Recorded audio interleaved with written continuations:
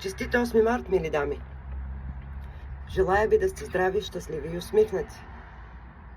Да имате много щастливи моменти, незабравими моменти. Бъдете силни, вярвайте в себе си. Бъдете позитивни. Вие сте прекрасни. Аз и без да ви казвам, вие си знаете, че сте прекрасни, но е хубаво все пак да го чуете. Днеска е един много специален ден за дамите. Всяка една дама, според мен, е кралица и заслужава да бъде третирана като такава. Защо? Защото ние сме кралици. Независимо дали сме омъжени, дали сме разведени, дали сме сами. Какво пък като сме сами? Примерно, може да отидете да си купите една розичка, да си я подарите. Може да отидете на кафе със себе си. Какво толкова? Все пак е празник, нали така? Трябва да се почувстваме щастливи и доволни от живота. По този повод, мили дами, аз съм ви подготвила подарък. Да, както казах, всяка дама е кралица и заслужава подарък на този ден.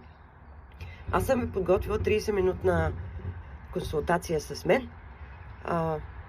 Който не знае, аз съм експерт по връзките. Аз съм експерт по връзки с родители, съпруг, партньор и, разбира се, с деца.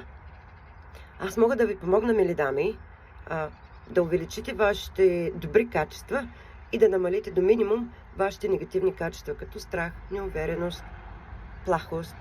Аз мога да ви помогна в това.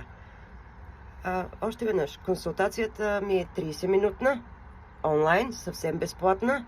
Офертата важи до 11 март, понеделник. Възползвайте се, подарете си този подарък. Какво вие заслужавате? Още веднъж, честит празник, мили дами!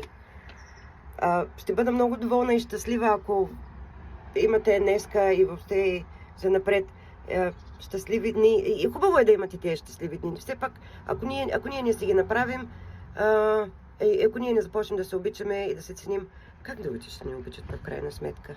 Ние сме се едни прекрасници. Благодаря, че ме гледахте.